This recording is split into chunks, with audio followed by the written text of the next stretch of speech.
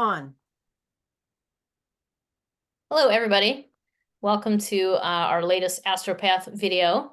Today, Laurie and I are going to talk about the Virgo full moon. Before we jump into that, I just want to say that we are Astropath. That's a combination of Laurie Farrington, previously of Astrolore, now of lauriefarrington.com. And I am Jenny Date from Hidden Path Astrology. So the two of us together make Astropath. And we each have our own businesses where we do consultations and we do different types of mentoring and teaching and things like that. And we both have our own kind of take on a few different things. You can find links to all of our stuff, all of our kind of social media. I know Laurie has a Substack link on there too. And do you still have Etsy on there? You still doing Etsy? Yeah, I'm Kind not of. doing too much with Etsy, but Patreon. Okay, so Patreon. click on that if you want at your peril.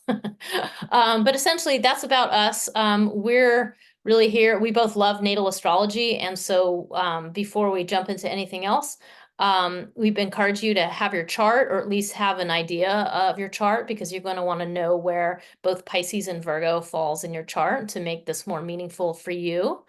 So let's get going on that. Before I say anything else, the full moon is on February 24th, 2024 at 7:30 a.m. Eastern time. And so it's a full moon in Virgo because we're in Pisces season. So what do you have to say about that, Laurie? Well, I want to tell you to subscribe to our channel and Oh click yeah. like and send it to people you know and leave us comments. Yeah, that'd be But great. other than that, yeah, all the information for both of us you can find below here. And we are mostly focused on natal astrology, so keep that in mind. We do use whole sign house system. I don't know if that was important to say right now, but at any rate, there you have it. I think that's it. I think we're ready to jump into talking about this Virgo full moon. Yeah. So we usually talk about the moon phases. And we still talk about the moon phases. That hasn't really changed. But what we like to focus on, especially during the full moon, is the polarity of the two. So this is the idea that you have two signs. They're by definition opposing each other because the sun is in one sign and the moon is in the direct opposite sign. And so that kind of suggests like a spectrum of issues that we may need to cope with as human beings.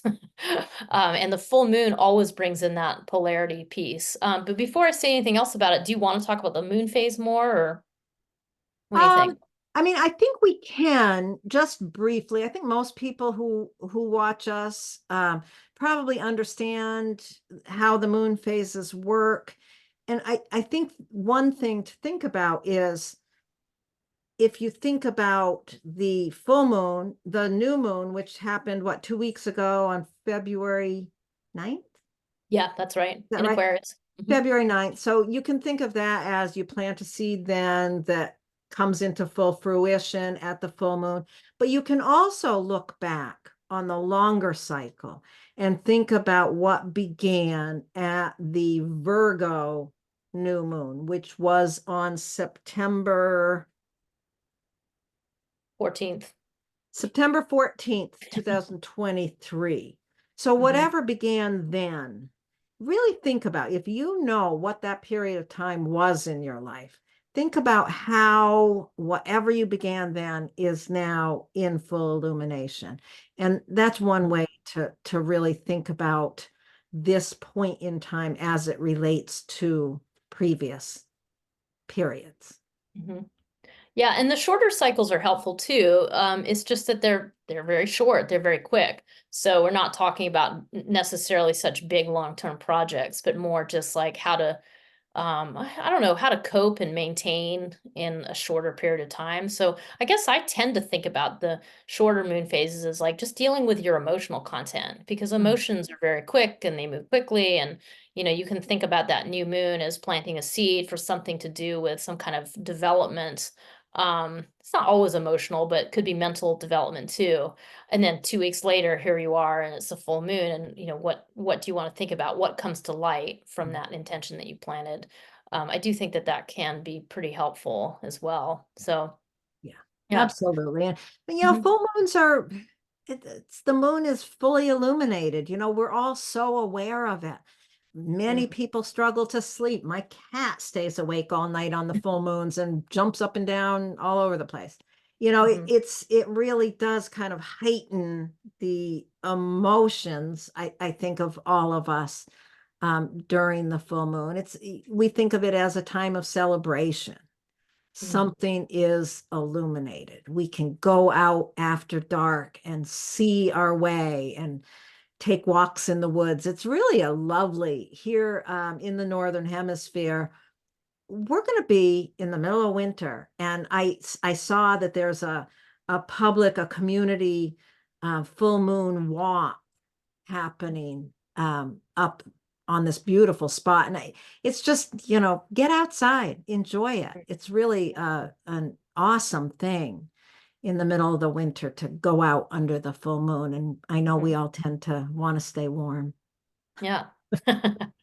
Yeah, and I want to add one other thing to this idea, just to understand generally. The sun really locates you in the whole year. So when the sun is in Pisces, we know that we are, in that sort of that time of the year, that February, March period. If you're in the Northern Hemisphere, winter, coming to the end of winter. If you're in the Southern, you're coming to the end of summer.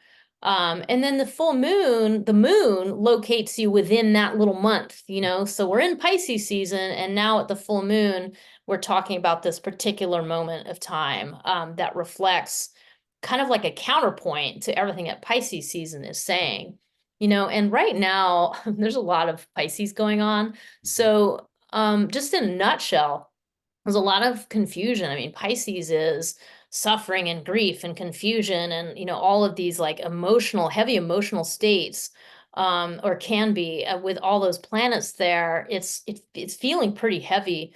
And so this Virgo full moon in a nutshell gives us this like little counterpoint of like, oh, take some refuge in a very concrete, simple, tangible task. Like choose something you can achieve.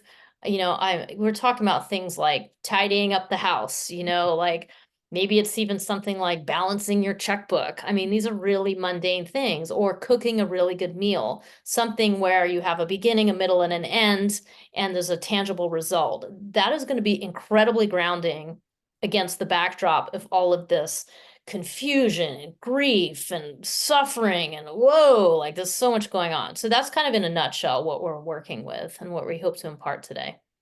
Oh. Yeah, just to clarify, Pisces is about a lot more than those hard things. But this is a challenging Pisces season with Saturn moving through there. We are experiencing a lot of the confusion side of it. But Pisces is also about mystical awareness and creativity and a lot of other really beautiful things as well. Deep sensitivity. Yeah. I mean, it's about transcendence too, and I think what the full moon does is it gives you a method to how to balance out that Pisces, so that when you're feeling the struggle end of it, and the Virgo full moon can give you this counterpoint of one thing that can change that reality and bring that whole Pisces stuff into a much more illuminated state and into the, like you say, the beauty, the imaginativeness of Pisces, the ability to kind of see this much bigger picture, the ability to not have to have tight little boundaries about everything, but just see way beyond that. So I think, yeah, it's a nice, I mean, that's kind of how I like to think of these full moon moments, of how to kind of work with those harder energies in a way that can feel healing and helpful, which are great Pisces things too. Actually, Pisces, Virgo, Pisces healing and Virgo helpful. So right. Absolutely. That's great. yeah. Okay. Do you want me to open the chart? Are we ready for that? Yeah, let's do it. Or is there anything else? Okay, let's just open that. And here we can see that lovely full moon. Here's the sun at 5 degrees of Pisces and the moon at 5 degrees of Virgo. So what is also impacting this? Well, we've just been saying that there's a lot going on in Pisces. So we can see that it's pretty clear. We've got a whole bunch of stuff going on in Pisces, right? Yeah. Yeah. Yes, and I mean, I think it's probably worthwhile too to talk a little bit more about the counterpoint that Virgo brings. Like, I mean, what do you think of with the sign of Virgo, Lori? What are some of your key words for Virgo? Oh, Virgo's one of my very, very, very favorite signs. I just love Virgo. Virgo has such a rough reputation. People tend to think of Virgo as being really critical and picky and, you know, can't see the forest for the trees. And, there's a lot of criticism around Virgo's critical nature, which is kind of interesting. But Virgo, the thing that I love about Virgo is the practicality of it, the Mm, ability to understand potential and understand the detailed steps that need to be taken in order to be of service. mm, Bottom line, Virgo wants to be helpful, wants to be of service. There's a deep, profound humility in Virgo that I just think is wonderful. I think of Virgo as an incredibly kind sign. mm, Obviously, there's a lot of work that needs to go into reaching a kindness, in mhm, Virgo, because there is that for people, I always go back to natal astrology in my head. For people who have a strong Virgo component, there is a necessity to really work their way out of self-criticism mhm, mhm. and Yeah. really, yeah, it's an interesting sign. I love Virgo. Yeah, I think Virgo's it's a mutable earth sign, so it carries that flexibility to it. It's the most flexible of the earth signs, which is helpful. And it really, I always think about its ability to separate the useful, efficient, helpful bits from the stuff that is just kind of fluff or that needs to be sloughed off in some way. So it has that ability to be really meticulous and analytical and kind of get really clear about what are the things that are most necessary, that are absolutely important to efficiency or diligence. And so I think that that's a piece of Virgo that's very helpful. It really carries that analytical ability to kind of separate the pieces. I don't know. I kind of think of this polarity between Pisces and Virgo as I said this to you, Lori. This is kind of like the Mother Teresa polarity, because Mm. the Pisces has the ability to recognize, the difficulties, the suffering, the sensitivities of the people, and, really kind of look at all those pieces and then figure out, well, what to do about it. And so the Virgo's like, well, let's, make a list of things we need to do, and then gonna set about doing those things and accomplishing those tasks. And step by step, piece by piece, it lifts the people out of suffering. And so that's how I think of them together.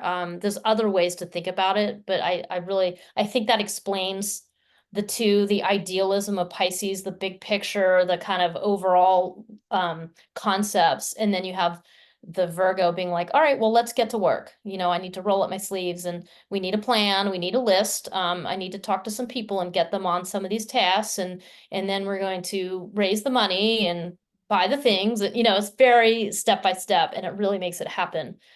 So this is a great polarity to work with at this time, during this Pisces season when there's so much focus on rest and recuperation and taking a step back. And then what does it mean to cut through some of that confusion that Pisces can bring us? And again, like Lori says, it's not that Pisces is negative, that's not it at all. It's just that there's a lot going on in the world right now, and this full moon can serve as a drop of soap to cut the grease on the plate. Right. Yeah, it's really Pisces is so there's no boundaries with Pisces. It's like you open your heart and you feel everything that's going on our Mm, planet. And there's a lot going on that is can break our hearts so easily.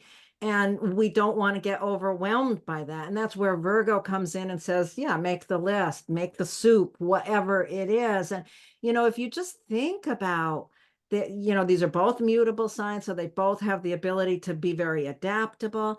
But Pisces is water, Virgo is earth. And I love thinking about just the simplicity of earth supports water.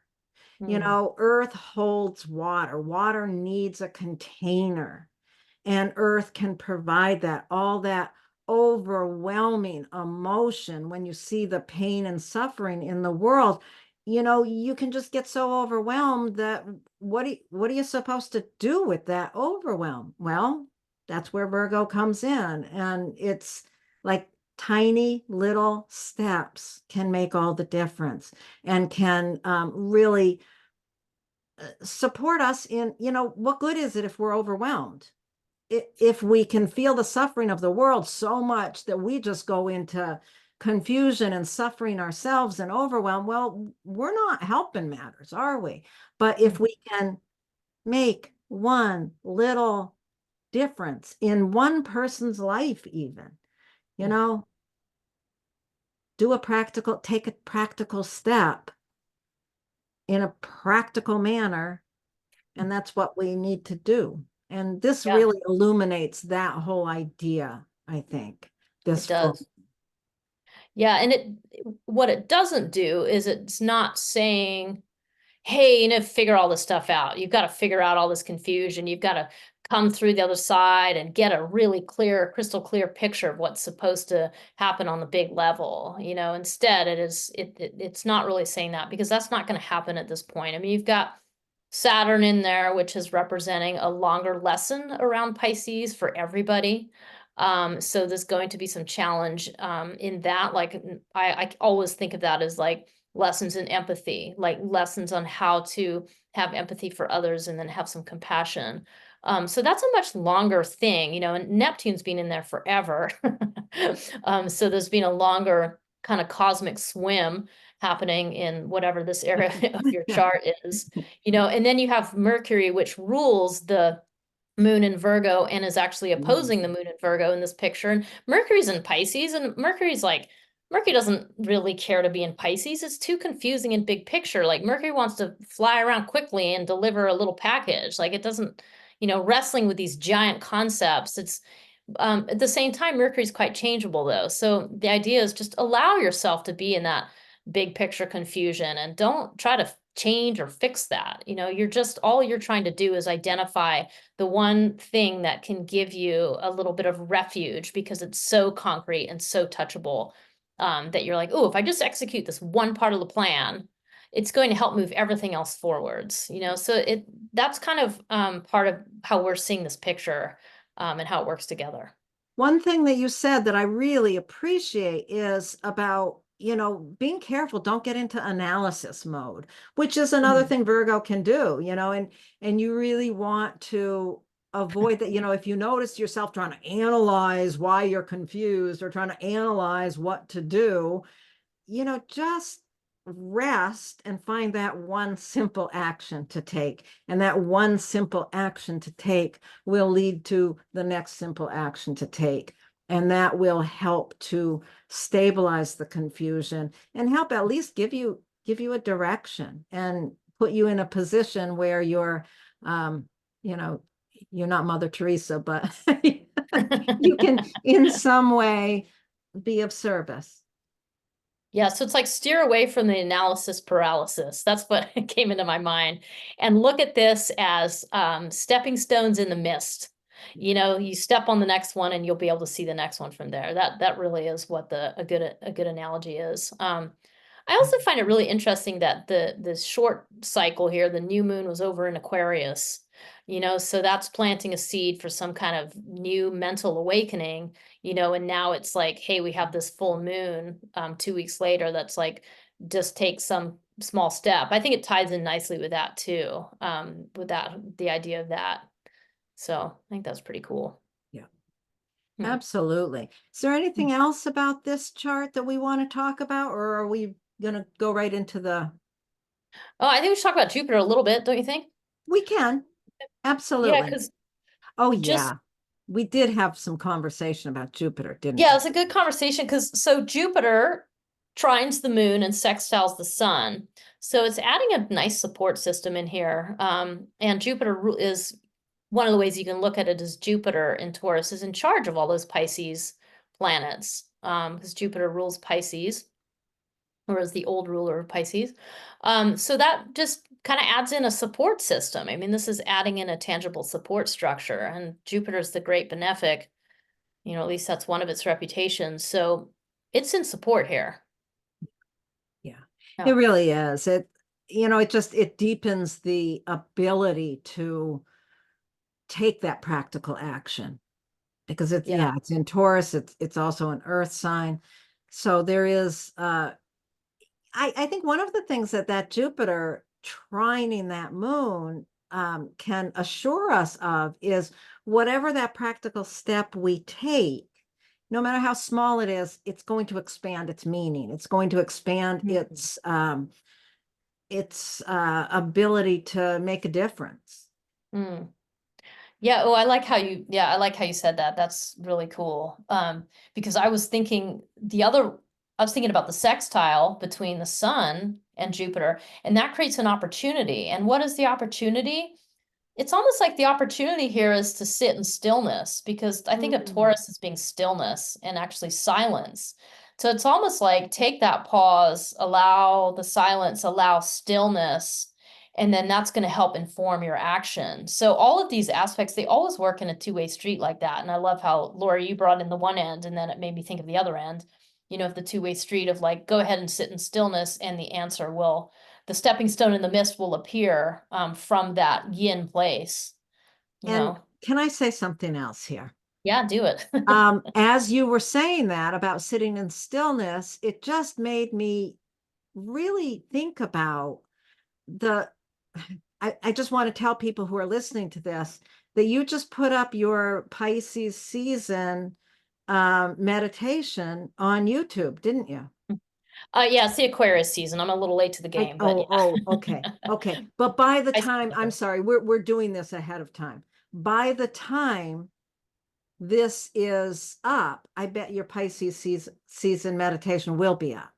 Yeah, it will be up, and then you'll get to choose, because the Aquarius one is like mental calmness, and then the Pisces one will be like Right. dealing with those emotional So states. yeah, by the time we are at Virgo full moon, the Pisces meditation will be up there. So I guess I just wanted to let people know that your seasonal meditation videos will be available right on YouTube. And as you were talking about this as a moment to sit in stillness, that's what it made me think of. And I think those are really valuable, and I hope people will find them and Thanks, pay Lori. attention to that.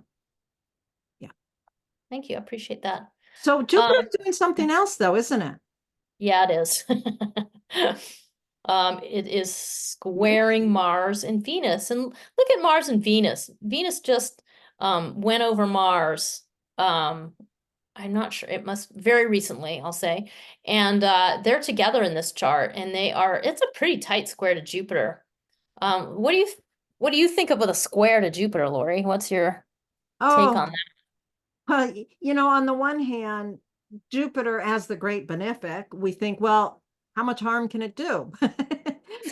But Jupiter, when it's in a challenging position, it tends to, we tend to overdo things. It makes things bigger.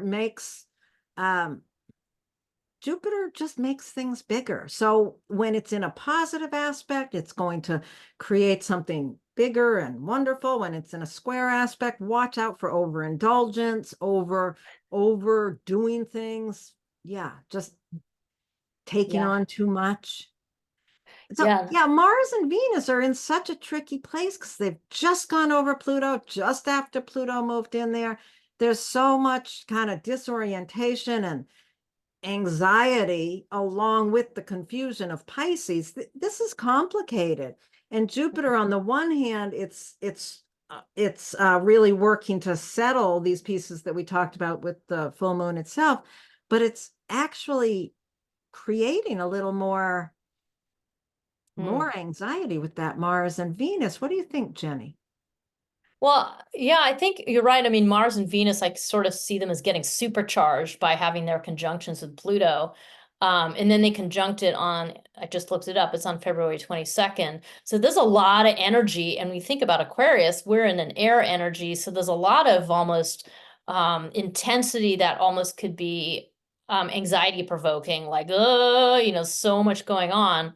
And I think the Jupiter square is almost like, hey, hit the brakes, like slam the brakes on. You need to chill out. You need to just stop vibrating and just get grounded. But it's happening so quickly. It's like, you know, and so I think that that's where the stress is that it can't stop that quickly. It can't, it's almost like I kind of see Mars and Venus as being so energized, and then Jupiter's like, whoa, slow down. And it's going to take a minute. It's not a gentle slowdown. It's sort of an abrupt one. So that's kind of what I was seeing. I mean, ultimately, it is definitely for your good. It's definitely to, get out of the anxious mind state and drop more into your physical body and find a sense of stillness and find a sense of grounding, which is a lot of what I think of with Jupiter and Uranus going through the Taurus here. So that's kind of my take on that. And ultimately, it is beneficial, but the stress is that it's just happens so quick. It's almost like it's like slamming your brakes on in the car. I mean, it's violent, it's like, whoa, and then you're stopped. So you made it through, but it isn't pretty. Right. No. Yeah, that definitely creates some stress there for sure. Yeah. But again, But then, yeah. again, just go do your action, do your Yeah. service. Yeah. Yeah, so it's interesting to think about all these symbols together and try to, weave them into meaning in your life. So as you're watching these things, just, think about your own life and think about where, what is your sensation to do with some of these concepts we're talking about? What's the feeling for you? So anyway, and now we'll move on to individual impacts, right? Yeah, I think we're ready to do that, I believe. Are we? Yeah, I think Okay. covered a bunch. I think we're ready. Here we go. Let's talk about folks with Aries rising. Okay, so those of you with Aries rising, the Virgo full moon is falling in your sixth house. So it's really highlighting something to do with your routines, your habits, your patterns. I always think about the sixth house as the things that are supporting you, like the way that you eat, the way that you sleep, the exercise you get, those habits and routines that ultimately end up supporting your work. There's a work kind of component to the sixth house as well. And with Virgo here, there's a lot of maybe tendency towards getting kind of hung up maybe on self-improvement or being critical about your routines. And I encourage you during this Virgo full moon to release that and think about this as taking refuge in something practical. And I'm saying this because we just had this whole conversation about the polarity between the sun and the moon here at a full moon, and where this entire polarity is falling in your chart is between that 6th and the 12th house. So that really brings in the idea that there's a suggestion that it could be feeling pretty overwhelming there in the 12th house. The 12th house is about big picture stuff. It's about the collective. It's about your own hidden unconscious patterns that you can't see.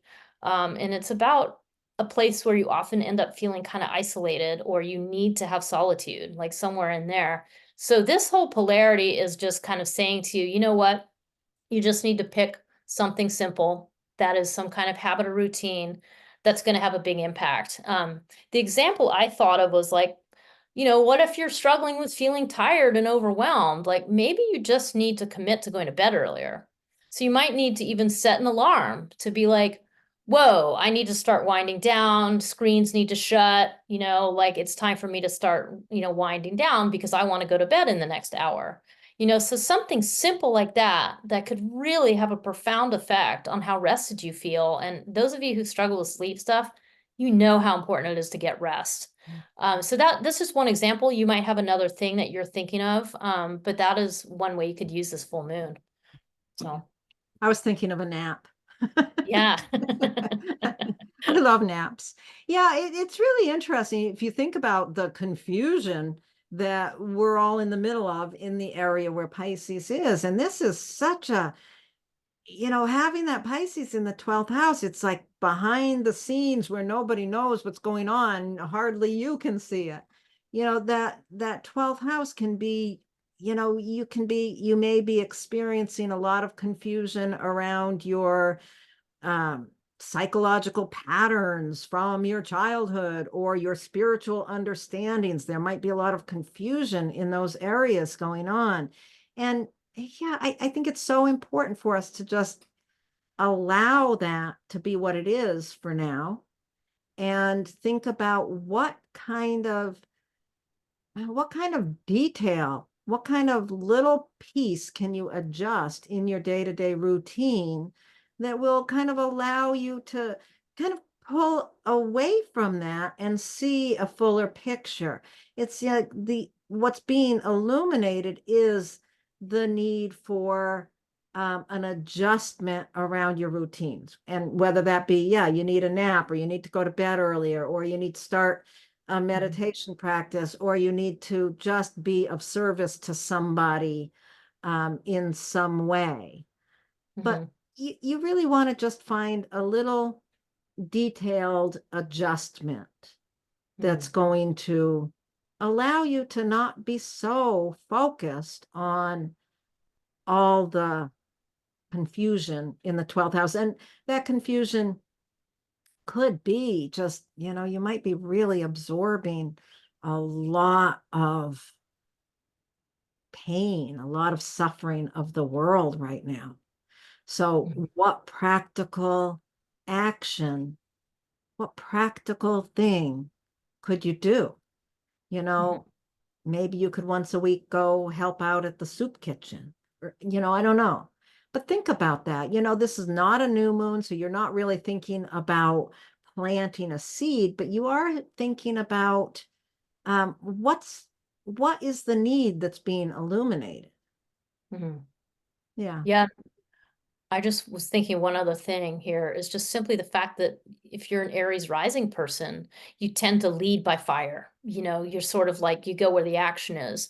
And this full moon is demanding something a little softer from you, demanding a look behind the scenes to not do things the fire way. And I mean, of course, you might have a lot of different other things in your chart that play out in different ways, but just having Aries rising, means that you tend to be even a leader, and you kind of, ride out on the horse with that kind of, I don't know, motivation. And that's really great, but you want to use it in the right way and make sure that you're calming down behind the scenes in order to be a more effective leader ultimately.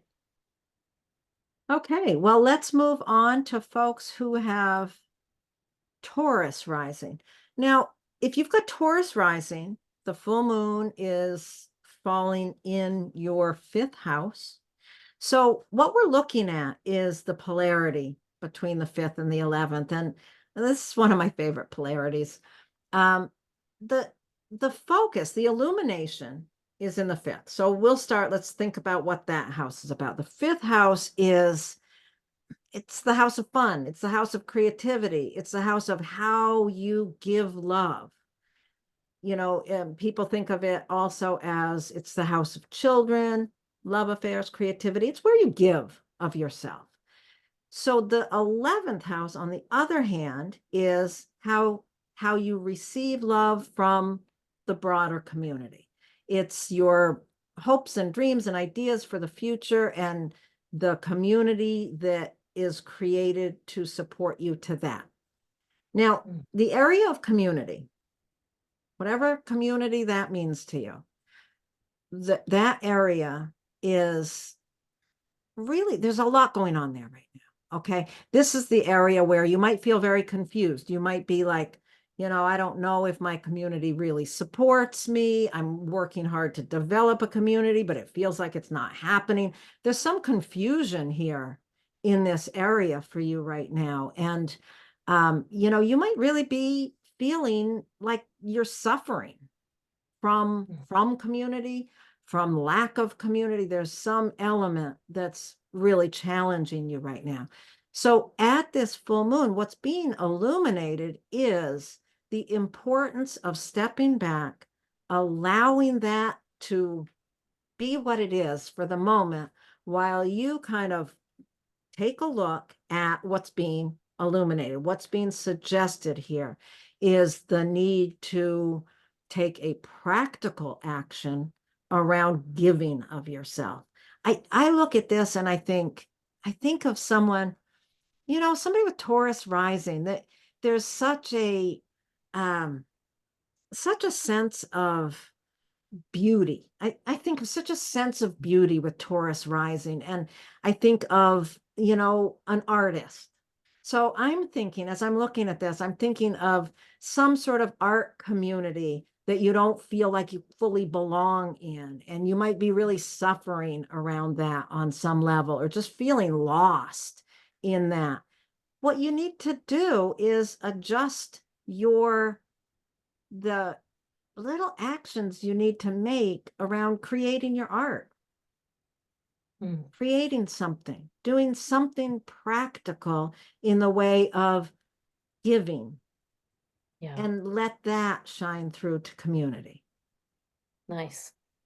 Yeah, I think, yeah, what you're saying, like just the idea of having Taurus rising, so being an earth-focused person, and I mean, Taurus is ruled by Venus, so this really brings in the aesthetics, the desire for beauty, and this, it can come to do with your appearance and things like that, but with Virgo in the fifth house, yeah, I think of exactly what you're saying, like creating something more tangible that's an art object, something that you kind of can touch and feel with your hands. Like I think about making a beautiful piece of pottery and how grounding it is to have that piece of clay and then to mold that clay on a wheel into a vessel. That is such a Virgo thing. Like that's definitely the image that comes to mind here. But also the other thing about Earth, it's like I also think about cooking too. So this could be, that's another way of just cooking a beautiful meal for people who need it or want it or who appreciate it or, whatever, with being in the fifth house there. So those are a couple of the examples, but I really like, what you talked about with that. I don't know, just the struggle with what community might be, but also that the transcendence is available through that community. And it comes down to you being, I think, willing to work in that more artistic way. And I say that because I also think that having Virgo in the fifth house, there also could be some self-criticism around, oh, I'm not a very artsy person. Like, oh no, like, I don't know, there might be that too. There might be an element of the over-analysis here. So our encouragement is just to jump in, do something really hands-on that is ultimately simple, but is a total act of giving love. I mean, on a simple level. Yeah. Get out your Yeah. watercolors and paint a little picture. I love Simple, it. something simple, something simple. Okay, let's move on to folks who have Gemini rising. Okay, so those of you with Gemini rising, let's talk about the full moon first. The full moon in Virgo lands in your fourth house. So that means it's illuminating the fourth house, which is, in a nutshell, the house of home. So just think about all the things that you consider home. This is your family that's in the home. This is your actual house, wherever you live, or apartment, or whatever it is you're living in. And it's also just, the ground you plant your feet on. I mean, you can really bring it into that very simple level in order to ground yourself, because that's essentially what this full moon is bringing, is this need to ground yourself on a basic level. Why? Because the full moon brings in the polarity of the fourth and the 10th house. So the 10th house, right now, with all of this stuff in Pisces going on, Neptune and Mercury and Saturn and the sun, all in Pisces, it implies that there's kind of a confusion or an overwhelm at work. Something that is just going on that is taking all of your energy and is maybe feels just, I guess overwhelm really is the best key word. Like feeling overwhelmed at work would be a very simple way to think about that. And so what the Virgo full moon allows you to do is say, hey, you just need to go home and just do something that feels really grounding at home. And when I think of some Gemini rising folks, I can picture someone in particular who has a very neat and tidy home. That's not the only manifestation, but the idea that doing something like cleaning off the place where you have if you have a wood burning stove, or tidying up your kitchen so that you can make a nice soup. These are the simple things that are going to help calm you, and they're going to have a bigger impact than you ever could have imagined in kind of cutting through that really intense feeling of overwhelm where you just feel out of control, and maybe even disoriented in your workplace. So that's a really good use. If you're not feeling all those heavy things at work, like, wow, I'm impressed. because there's just so much happening. And with Saturn in Pisces too, there is a longer lesson that is being imparted through the difficulties at work. So those are all part of the picture. But think about how you want to use that Virgo full moon in a very simple and practical way. Yeah, I think that, part of the confusion here in the house that holds Pisces is that Saturn's been going through there for, God, almost a year now. And we've been working hard, but here we're still confused and we still don't have our feet on the ground. We still are uncertain of how to create the idealistic vision that we have around our career. But I want to be really careful here because it's not always career. And it's not always your job, because not everybody has a career or a job. And I am thinking of someone in particular, and it's very much around reputation, how the world sees you. You may feel really confused. You may really suffer at the hands of your own reputation. That can be a really big thing here. And so regardless of whether the suffering or the confusion is in your career, or how the world sees you, or how you think the world sees you, that's an area of an area where you're really have some suffering going on. The same solution applies. Take a step in your home, make a good meal for your family, a very detail-oriented meal for your family, or clean the damn bathroom, or whatever it is, wash the floors. There are practical things. Go home and fold the laundry. Oh my gosh, Virgo, folding laundry. I think that's the best Virgo activity ever created. So fold the laundry. And yeah, I think that pretty well covers it, don't you? Yeah, I think, yep, that's wishing you best of luck at the full moon. Yes. Okay. So next Gemini up, rising. we are going to talk about folks who have Cancer rising. Okay.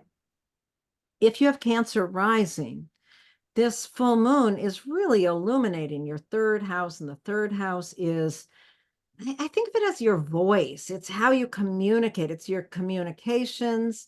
It can also include siblings, neighbors, your neighborhood environment itself can be included here. And at the full moon, what we're looking at is that opposition between the sun and the moon. And where the sun is up here in the ninth house. So the polarity that's being highlighted is the ninth to the third. And these are both areas of learning, of information. The ninth house, Pisces. So for people with Cancer rising, it's almost a year now, Saturn's been moving through that house. And right now, there's so much going on there. There's a tendency for a lot of confusion. You've been working hard trying to make sense of this area of your life for quite a while now. The ninth house is about your worldview. It's about I think of the ninth house as incorporating all the things that we develop our worldview out of, things like education, travel, cultural understandings. These are the ways that we develop our worldview. It's by traveling and studying and learning. So there's a lot of confusion there around your worldview. There tends to be a lot of idealism for people with Cancer rising, tend to be very idealistic around their worldview. But right now, there's also that understanding of suffering that's so tangible. So there's, that confusion and difficulty around understanding what your worldview really is. So rather than trying to analyze it, trying to figure it out and, place a stake in the ground about what your worldview is, it's really important that you just take a break, that you have a conversation with a sibling or with a neighbor, or write an article, or think things through in a simpler, more practical way. Have having simple, practical conversations about more day-to-day things, oddly, will help put perspective on that bigger world understanding. Hmm. Yeah, well, I like how you brought in the whole idea with these two houses that ultimately you're thinking about learning. What do you need to learn to work with these two areas? And with Saturn in the ninth house in Pisces, there's a lot of learning around the development of compassion, what that means, how to handle it, how to express it, because I think the ninth house is part of the self-expression. You express your worldview, so it's kind of an extension of yourself. So that's kind of, as a water rising person and expressing your wisdom through kind of water ideas, that is going to be part of the situation. And I really like the idea of but then the third house is this place where you have earth, something much more practical and touchable and tangible that you can work with, as Laurie's been saying.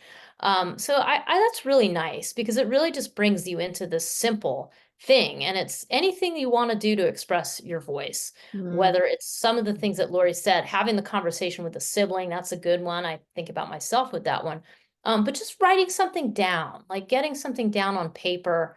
Like actually I recently started just a really simple gratitude practice, and it's exactly this thing. And what the gratitude practice is, it's simply writing in my journal. It takes me about, oh God, not even 2 minutes. 3 things I was grateful for yesterday, and it goes in the journal in the morning. And it is so grounding to dealing with this like bigger worldview of like, oh my God, there's so much going on, and how to manage, and what's the best way to help people, what's the best way to move through this. But if you just bring it into that simple third house space, suddenly things become manageable. So Yeah. that is, I don't know, that's kind of what I wanted to add. I mean, you already kind of, you said all those things, but it just feels like really poignant to say, yep. Yeah. I love it that you brought in the gratitude practice. That's such a perfect little third house Virgo thing to do. And it's powerful. We It can is. get so caught up in thinking about all the problems and all the suffering, and we need to No, settle it's very down. simple. And Yeah, seeing something written on a page too, if you can really help. Depending what other things, of course, you have in your chart, but that can be extra helpful. So, absolutely. Okay, let's move on then to folks who have, oops, wait a minute. I gotta make sure everything happens right here. There we go. Leo rising. okay, so Leo rising, this brings the Virgo full moon into your second house. The second house, for me, I always just think about this is your values. This is how you value yourself. So that pertains to self-worth and self-esteem and so on. But it also is the values that you have, the things that you find important, the way you conduct your life based on those values. That's a lot of what the second house is about. And this full moon polarity is falling across the second and the eighth house. Both of those houses has to do with values. Just explain the second house. The eighth house is other people's values. So this is where you're dealing with other people kind of coming at you with their emotional intensity or their value system or their way of dealing with money. Can certainly be another one here. So there's a lot going on in that eighth house. And as a Leo rising person, you have a lot of sensitivity here because the eighth house, you are with Pisces tuning in with all of your sensitivity to everything that's going on with everybody else. That can feel extremely challenging. And I mean, you do have a gift here, which I think I mentioned in the Pisces season video. You do have a gift around working with people's difficult issues. But now this Virgo full moon is giving you an opportunity to go, hold on, what do I need to do to nourish myself? What do I need to do? What tiny little tangible action do I need to take that will allow me to just make sure I am valuing myself and that I can put myself first in a way that I need to? Because that's the only way you're going to be more available to help people with their suffering, is if you can take those moments of pause and really do something that supports yourself. And I like how, Laurie, we were talking about this ahead of time, trying to figure these things out. And I really like how you brought up the ideas. Maybe this has to do with you making a small donation to some organization that is busy alleviating the suffering of others. There's so many things going on in the world right now where people are struggling and suffering. And that could be something that you may feel, geez, I only have an extra 25 bucks, you know, or maybe you have more than that, whatever it is.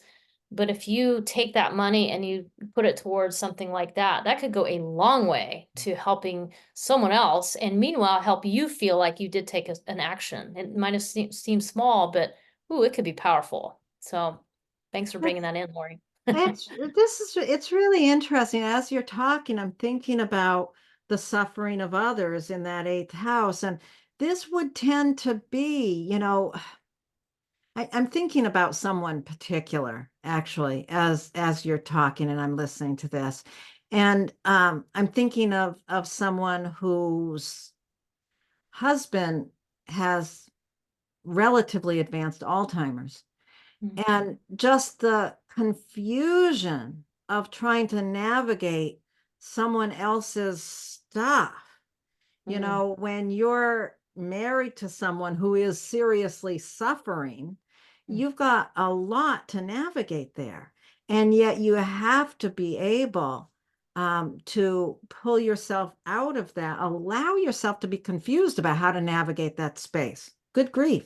You've got to allow that confusion and yet kind of pull yourself in. And as you're talking about that, I'm thinking, yeah, okay, so for her, it would just be make that small donation to an Alzheimer's study or something along those lines.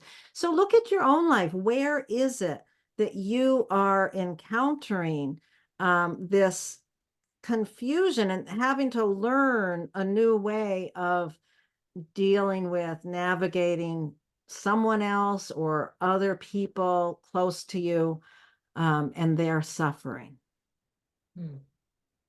And what you can do with your own values, with your own resources to support that.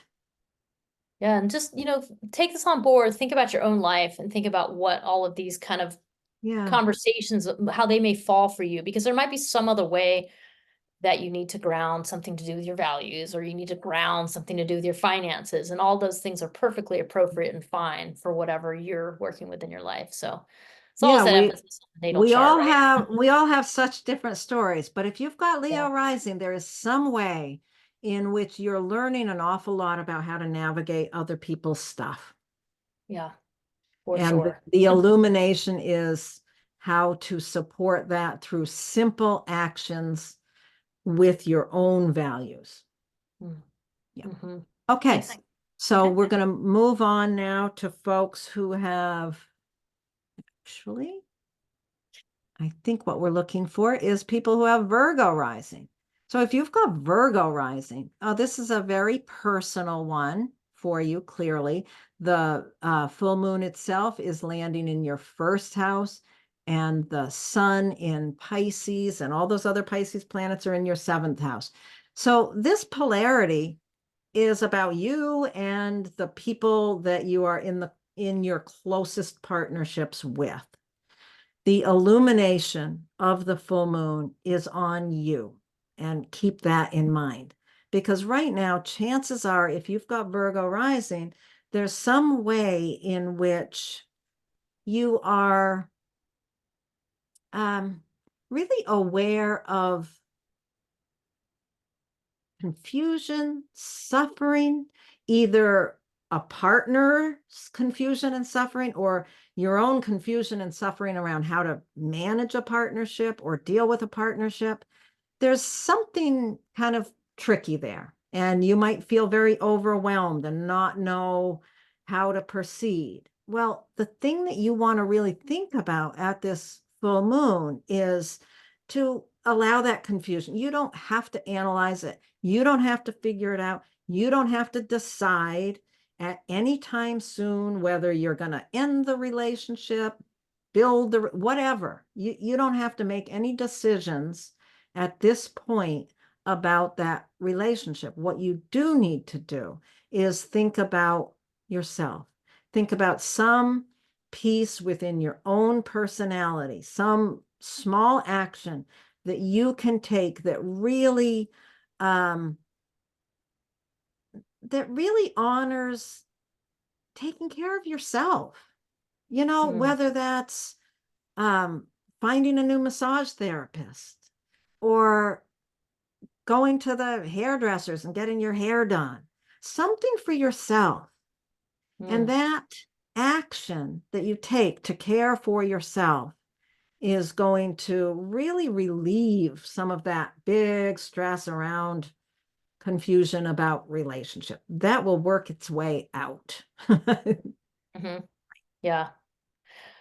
Yeah, this is interesting because I think it's funny, I know quite a few Virgo rising folks, and one of the things that they all have in common, even though they're all very different people, is that they're all here doing service for other people. They're all here taking care of other people or doing, little tasks that helps look after other people. And I just think because Virgo is that helper, and I know there's lots of different variations on that theme, and these are pretty different variations.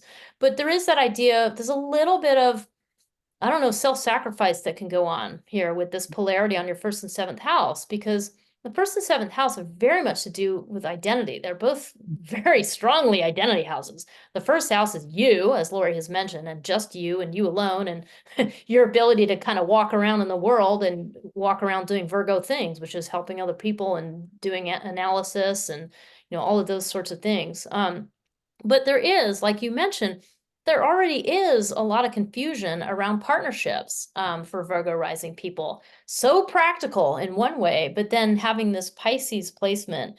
So it really is a mirror. I mean, of all the others, I think of like the mirror on the wall, like having some image emerge out of the mist, because in a lot of ways, your relationships end up serving as mirrors for some of those confusions that you might have, like how to deal on a more collective level, because that Virgo level is like so caught up in the minutia and the step by step. So at this Virgo full moon, it's really helpful to lean into that more practical end of things, because it does seem like there's some big challenge around, as Laurie, you mentioned, the confusion around relationships, but also the contending of suffering, the watching other people suffer and trying to figure out what to do about it. That looms large for a Virgo rising person. So this Virgo full moon just gives you, again, that moment of time to, to get grounded with yourself, do something for yourself that is almost like doing yourself a service is a good way to think about it. Yeah. I So, like that. yeah. That's great. Okay, let's go on and see what we want to say about Libra rising. Okay. All right. So those of you with Libra rising, the Virgo full moon is landing in the oh so hard to describe 12th house. The 12th house, in a nutshell, it's everything behind the scenes.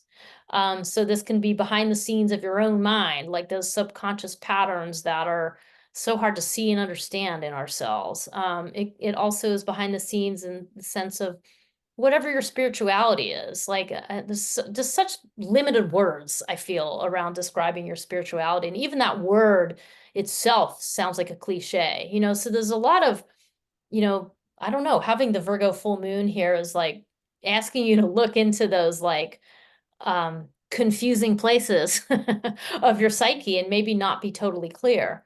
But one thing it does do, the 12th house, is absolutely an invitation to take a moment in solitude. It absolutely is a moment to just, even if it's a busy day, like just stepping outside for 5 minutes, those really simple things to get a little bit of space.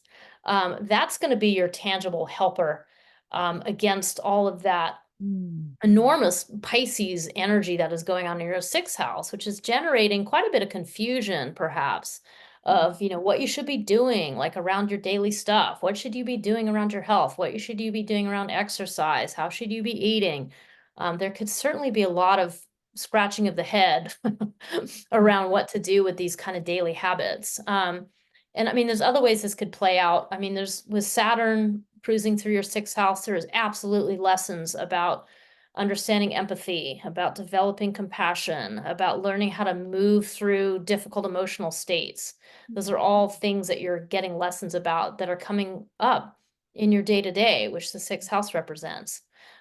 So, you know, there's different ways you could use that, Virgo, but that's the first thing I think of is just like, how can you take a pause so that you can kind of cut through all of that, like, oh God, I don't know, and like resist the urge to analyze to death whatever your subconscious patterns are, you know, like just give it a rest, and let yourself. I think about what happens when you go outside and you just take a moment and you look at the sky, you look at the trees, you look at whatever is you're looking at, even if you're looking at buildings, and just take in the magnificence of that. You know, that's a good way to cut through. So anyway, there's some of my babblings on Libra rising. No, that's really good. I really, I love doing these videos with you, Jenny, because there's this moment, you know, when I can just sit back and listen to you, and it kind of opens up my thinking about this, and just thinking about people with Libra rising, having Pisces there in the sixth house. What a tricky place to have Pisces, I think. You know, it's like, and right now with the challenges in that area, there's just this idea of, wow, what must it be like to get up and move through your day when you have Pisces rising? Is there just a sense of so much confusion in, you know, where you put your next footfall, you know, how am I going to eat? You know, just that confusion about, you know, the sixth house is funny, and we tend to underestimate its importance, I think, in a lot of ways. It's like, oh, it's your day-to-day routines. Well, that can't be a big deal. It's not a big deal like relationships are a big deal. But good grief, you know, how we function on a day-to-day level, how we feed ourselves, how we exercise, it underpins everything. And if I think about someone right now just having that as the place of this confusing struggle, that's pretty challenging.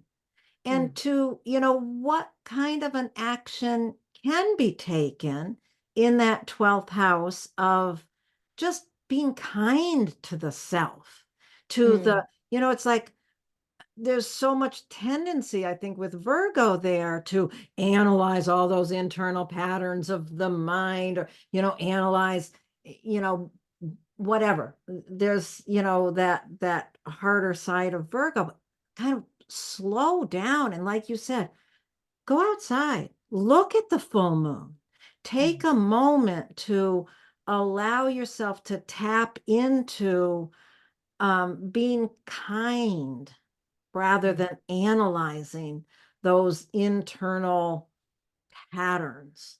That's really powerful. I like thinking about this one. It's very powerful. Yeah. And you're making me realize too, so then that helps you turn it around where you can actually end up finding a sense of transcendence through your kind of seemingly mundane routines. Or I Oh, think one of yeah. our videos, like there's also like that magical piece of Pisces, like there's that magic piece.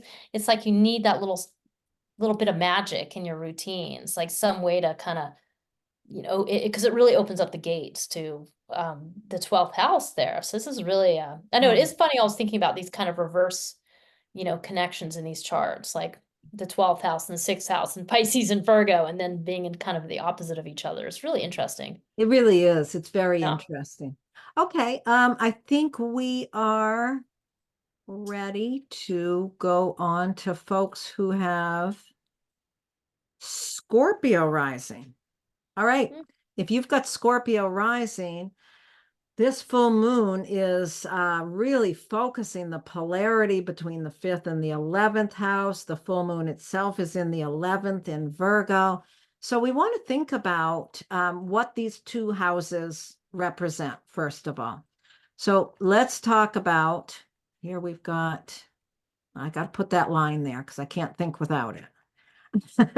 Okay, so the full moon is there in the 11th house. The 11th house is, it's, you know, we talk about it, our shorthand for it is community.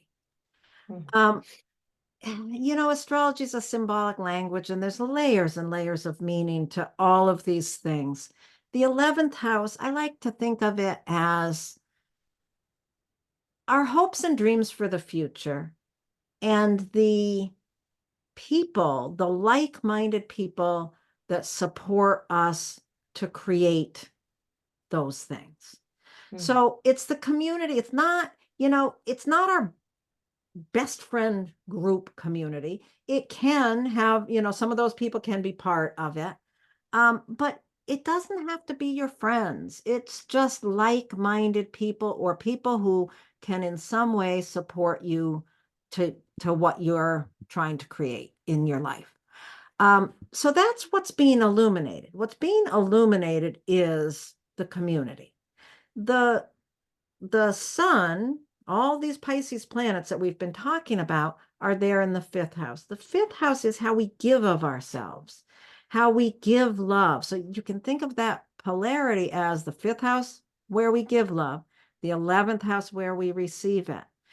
There's a lot going on in the house that has Pisces. So for you, you've probably got a certain amount of confusion, concern. You've been working hard to develop this area of your life since Saturn moved in there last spring, and yet you don't feel any more steady or grounded here probably than you did at the beginning of Saturn moving in.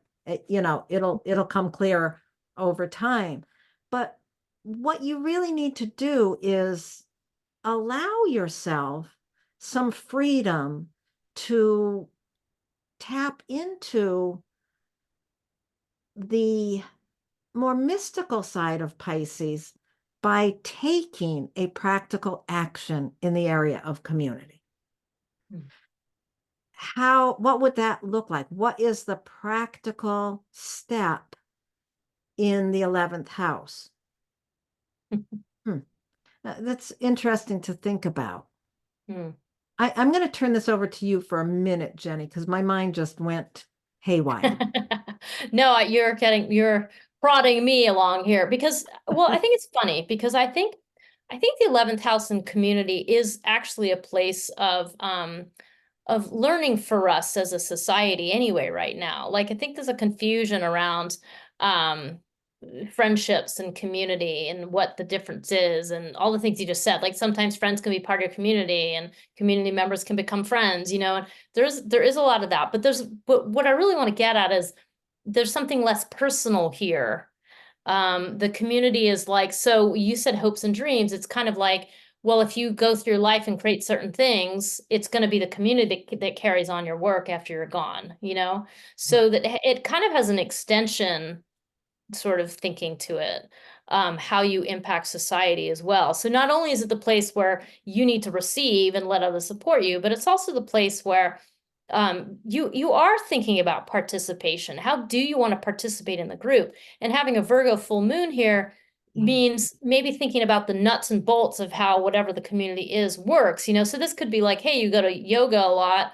Maybe you help out, like you sweep the yoga studio after you're done with the class. That could be something that's sort of structurally supporting something to do with the community. Maybe it's that you're part of a cause, and you stay and you're like, I'm going to stuff some envelopes. I'm going to do some kind of nuts and bolts, like tangible task that is supporting the community. That might feel like a minutia. I mean, stuffing envelopes feels like a minutia, but the mailings don't go out unless you do that, and I know most things are on email these days, but not everything. So, but those are the kinds of things that I think about, like how do you bring that kind of analysis and tiny task thinking to something big like a community, and it's kind of having to turn the question on its head and ask, how can you support in this moment through a small task? Yeah. That's what I think. So really thinking about what community means to you, what involvements do you have with people, groups of people that support you in some way, and what tasks you could do, like stuffing envelopes or washing the dishes after a meeting, or any of those kind of things. And that is what's being illuminated. The need to take some sort of little action like that will really help support your ability to give of yourself in that fifth house. Yeah.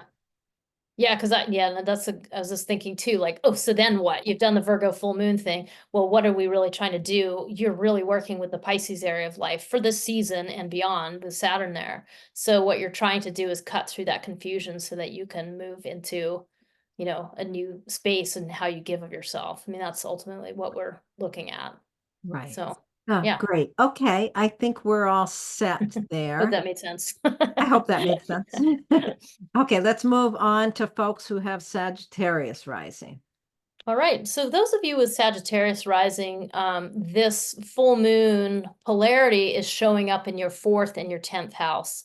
Those two houses together you can kind of consider them extensions to your identity because it's kind of like where you're from is the fourth house, and then the what do you do is the 10th house.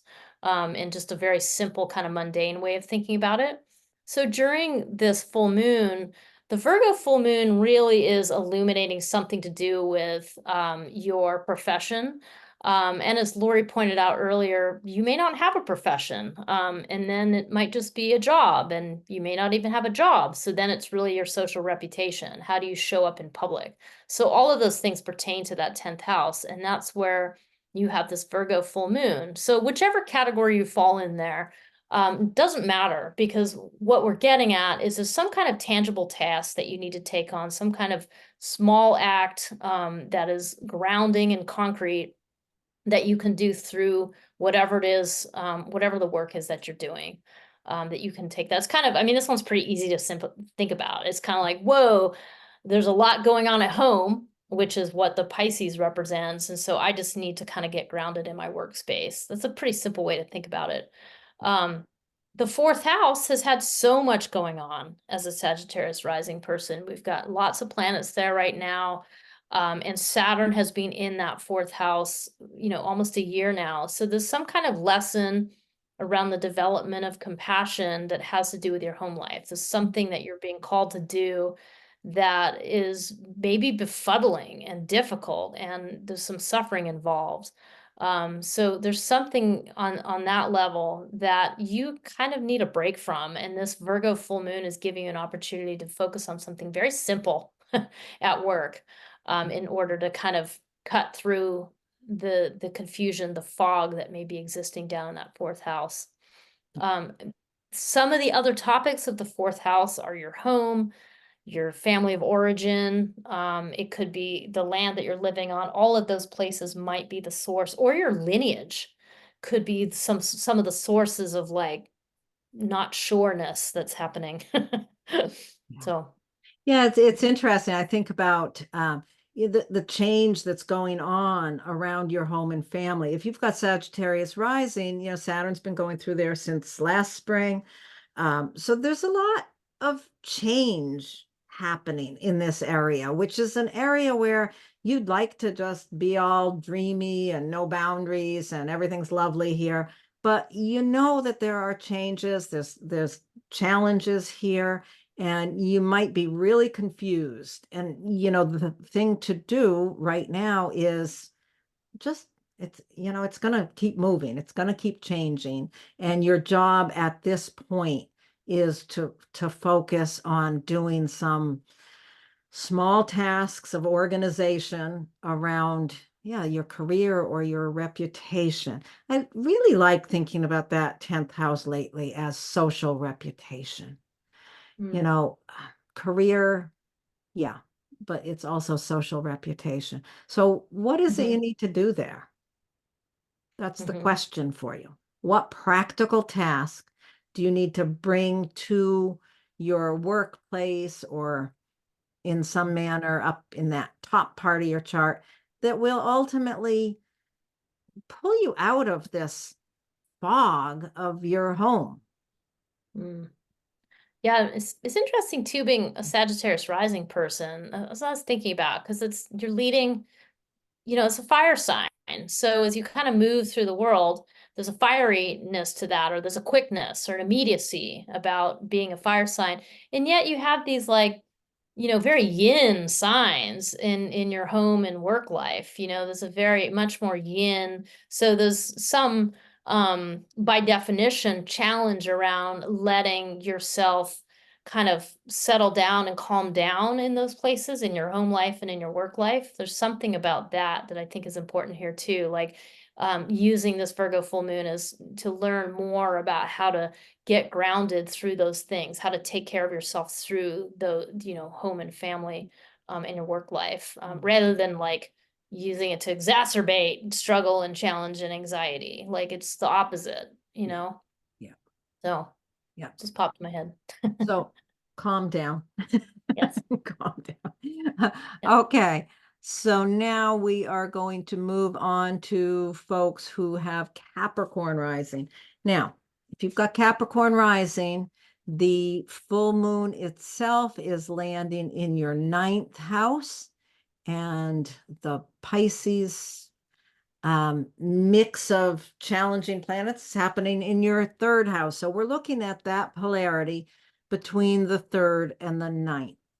At this point of this Virgo full moon, we've got a lot, and you could listen to our Pisces season video to really understand more about what's going on in that 3rd house for you. But basically, there's a lot of difficulty in this area right now. There's a lot of confusion, probably. Over the past year or so, you've been working hard to understand how to use your voice. The 3rd house is about communication. It's about how we use our voice. It can bring in issues of neighbors or siblings, or just our environment itself. The environment of our neighborhood can be part of that. So there's some way in which there's some struggle there, some confusion. Let's just stick with confusion. There's some confusion there. At this full moon, what's being highlighted is the opposite point, which is the 9th house. And the 9th house is about our worldview.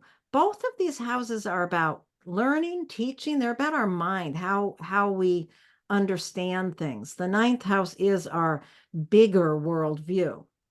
So what we want to do here to kind of help alleviate the suffering and confusion around how to use our voice with these big ideas we want to think about finding a practical action that's going to help us understand the bigger world picture.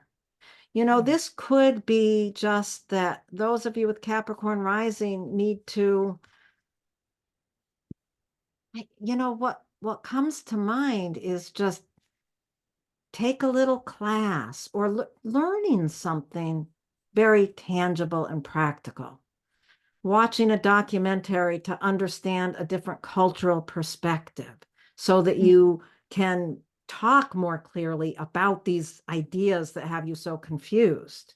There's something in that polarity that a little bit of understanding, taking on something that's going to give you some practical understanding of the bigger world picture will really help you to develop your voice in a way that is less confusing. Well, I like that. Yeah, I keep thinking, I just think about folks I know with Capricorn rising, and these are your folks that tend to walk in the room and one way or another appear to be an expert or to appear to be the authority on something or other. Whether or not they actually feel that way is a different matter.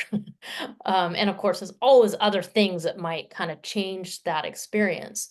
But nonetheless, that's kind of the weight that it carries. And yet it has the total woo-woo of Pisces in its like ordinary communications. It's communication with ordinary, the neighbors and the neighbor down the street, like, or the cashier at the drugstore, or, whoever, like this like very common person thing.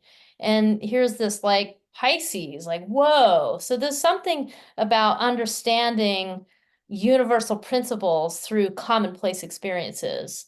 There's something about that as a Capricorn rising person and having all that Pisces, and that's what the lesson's about. So I love that you brought up the idea of like, hey, watch a documentary, do something small and achievable that you can do in a short amount of time that can have a rather dramatic impact on understanding how to apply these big, lofty concepts into something approachable and practical, and that actually makes a difference immediately. And I would think that it'd be incredibly satisfying to a Capricorn rising person to understand on a new level how to make that concrete, because it's such a, yeah, it really is like a woo-woo placement to do. But also, again, the magical gift of wherever Pisces is in your life. Not an easy thing to work with, but there is a gift around that, there being a little bit of magic around that, being able to pull transcendence out of ordinary Joe, you know?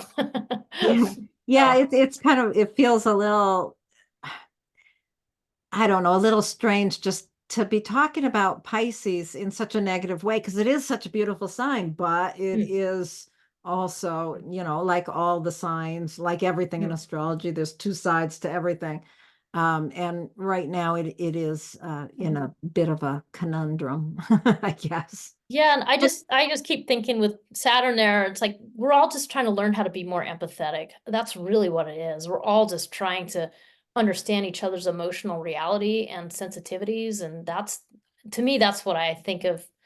Yeah, not that it's so negative, but just that this is absolutely necessary work in our world right now. I mean, absolutely crucial work. Yeah. And it's where everybody has to do their personal work, I think. Yeah. But anyway. It's really interesting. I just, you know, as you were talking about Capricorn coming into the room as the authority, and I was thinking, well, I mean, it makes sense. They're very, you know, analytical around their worldview. So it's just, Yeah, it's such a great, backs it up. yeah, it really backs it up there. Okay, let's move on to folks who have Aquarius rising. Alrighty, so those of you with Aquarius rising, you have this full moon in Virgo in one of the harder to describe houses, as I like to think of them, in the eighth house. The eighth house is that, place where, well, I think if it's the iceberg house because it's where you bump into other people's values, so the stuff that at first you don't see, and the next thing you know, you're bumping up against each other's stuff. That's an eighth house experience. The eighth house really benefits from learning how to work with boundaries in a new way. It really benefits from doing things like using simple little rituals to help support your ability to navigate other people's difficult stuff. And certainly with a Virgo full moon here, that is something that could be incredibly useful, is to use simple ritual to help you stay grounded when you're coping with other people's stuff, because that's kind of, what you're trying to do in this eighth house. This is against the backdrop of having Pisces in your second house. So that's the polarity, the eighth to the second house, both to do with values. Your second house is your values, how you value yourself, the resources you have available to other people. And certainly with Pisces here, there's a big suggestion around you have a lot of empathy available as a resource for other people. The big question is, how are you working with your own value? How are you working with your own suffering? You need to be making sure that you can take care of yourself on that level. And with all of these Pisces planets here, you've got Mercury, you've got the sun, you've got Saturn and Neptune all here. You're learning a big lesson about what it means to have compassion for yourself, about how you can learn to love yourself more, which is always the hardest spiritual practice, is loving the self, really difficult work. So there's something about all of that, some challenge and, confusion, and something that you're really trying to learn. And then this Virgo full moon gives you this just little point of tangibility as a little tool to cope with other people's stuff. I mean, I almost was thinking about, because it's Virgo, it's an earth sign.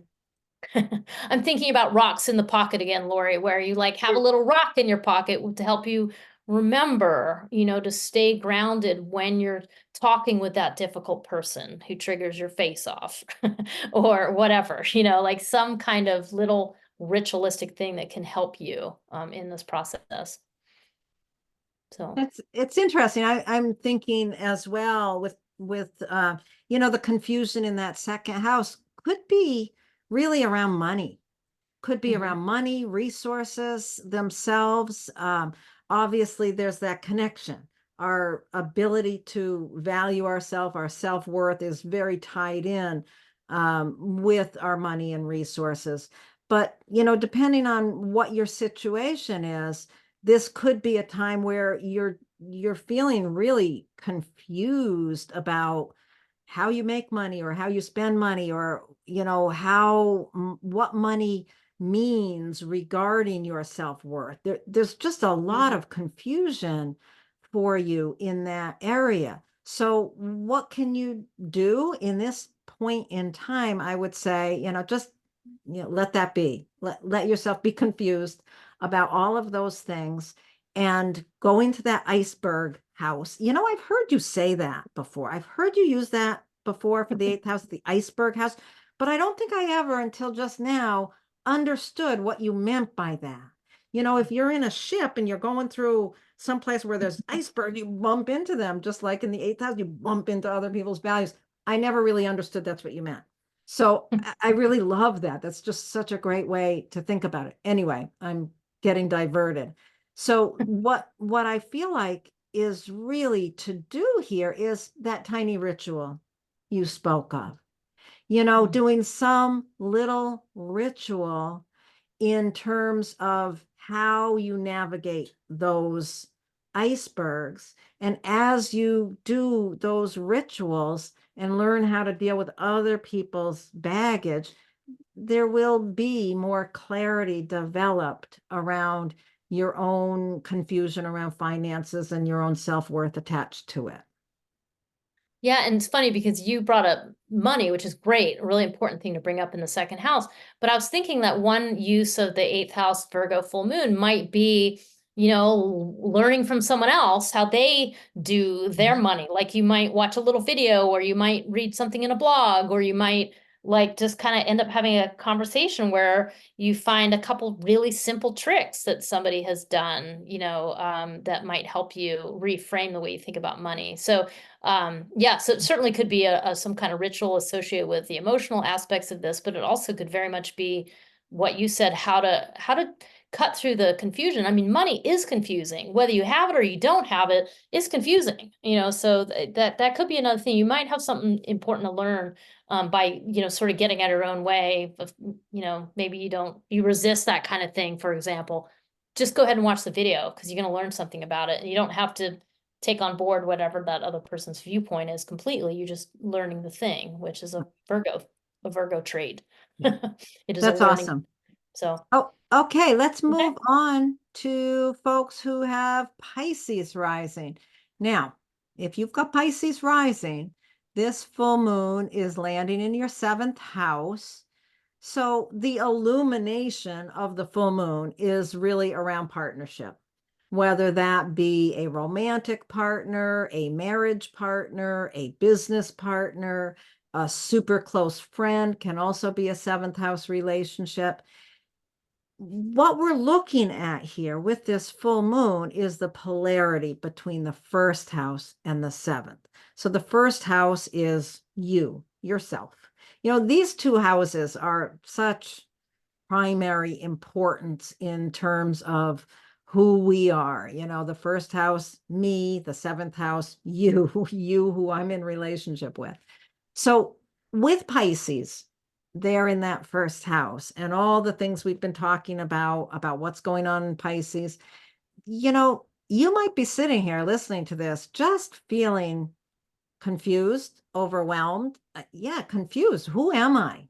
How do I want to be seen in the world? How do I want other people to see me? How do other people see me? How do people experience me?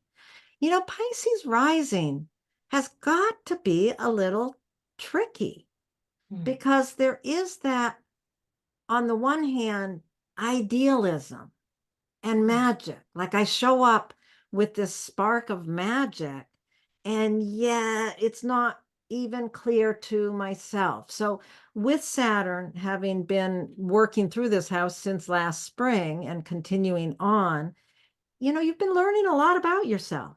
You really have been learning a lot about yourself and will continue doing so. And, at this point with the full moon, what you want to do is kind of pull back from all that concern about self and go take some kind action for one of those people that is in the camp of your partners. You know, whether that be, like I said, a spouse, a really good friend, a business partner, you know, there's some practical thing that you can bring to that relationship that will kind of just allow you to see yourself from a different perspective. Nice. Yeah, the simple, very simple Very things. This is simple. like take your partner on a walk, cook them a meal, just go and do something simple. As we've been saying, that's going to be one of the keywords. And it is interesting. I'm thinking Pisces rising and having all this Pisces go on because again, as Laurie mentioned, the first house is the most powerful house. And there's some kind of major restructuring going on here. With Saturn going through this house, you are being called to step up and be an authority or be to stabilize yourself in some way through that process. So that's a serious process. And I like to think that this Virgo full moon can give you a little breather from that, heaviness. And as Laurie's saying, the confusion or just the weightiness of that, of having to step. It's kind of like, what is it? Hashtag adulting. It's like maybe take a little breather and do something a little lighter and fun, with one person that you consider to be a partner of sorts. So I don't Yeah. know. I think it's kind of simple. Doing some Oh, sort of kind service for your partner, whatever that, give them a massage, whatever. ooh, Do I like something that. kind for somebody that you really care about. And that's going to really give you a, better perspective on yourself. Mm, great. Awesome. Thank you, Okay. Jenny. Thanks, I Lori. hope I Everybody. hope people that have been watching this got something out of it. Thank you all for being here. Thank you. Bye.